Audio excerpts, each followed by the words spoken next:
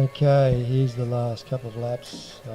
Singapore on a bit of a rampage, trying to chase down Full Throttle and Leonski at the end of this race. Had pretty good pace actually at the end of the race.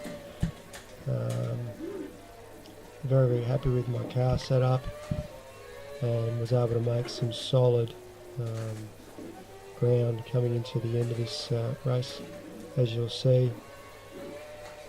Lap 28, trying to drive as cleanly as possible without upsetting the car.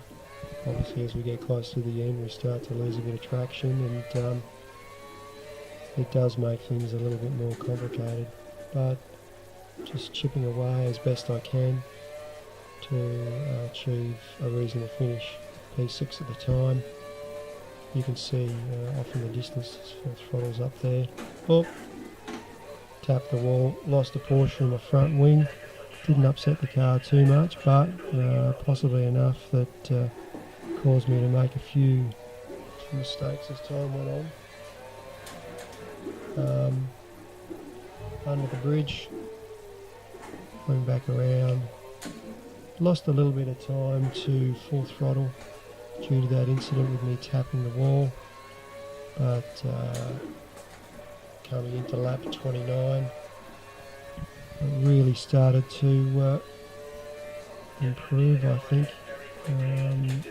I think Full Throttle and Leonski must have come together a couple of times where I've been able to really pull some time back on those two guys. Slow, I suppose, when it comes when you think about the front runners running the 143s and things. Us mid-pack guys, 145s, 146s, 144s as well. You can just see them ahead of me now, really starting to pull the margin back. I don't know whether the guys were on lean mixes at the time or they're just lacking the traction that I was able to maintain. Just didn't run as much camber on the back end, and I just found I was actually able to drive a little bit harder. Really on the limits of acceptable driving lines through some of the chicanes, especially through the Singapore sling. Now I've got the boys in my sights. I often found that I was a lot stronger through the last sector than what Full Throttle and Leonski were able to achieve. Especially under the bridge, I think I was always making up a few tenths here and there. Yeah, I was surprised that my setup was working so well closer to the end of the race. Anyway, here we're coming in onto into lap 30. On the start-finish straight, I can see them ahead of me. Get a bit overzealous with braking. Have to pull up and do a bit of a corner cut there. Wasn't happy about that. That being said, trying now to utilise the DRS zone to make some serious ground on Leonski. That Mclaren's mighty quick down through here, so all I could do was just hope and pray that I might be able to outbrake him. Or Leonski makes a small lock-up. I go around the outside, he proceeds to push me off the track slightly, so I return the favour into his side pod. I don't think he hit the wall, but that being said, not sure whether I should have readdressed or not. Chasing down my little mate Full Throttle through the Singapore sling.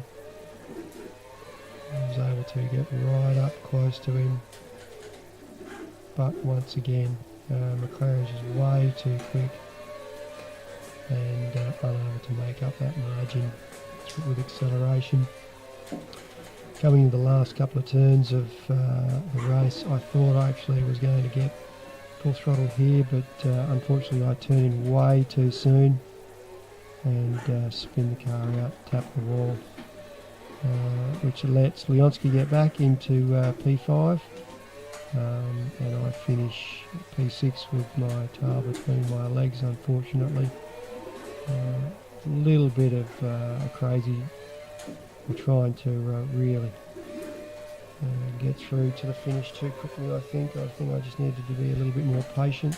With that being said, can't complain about P6.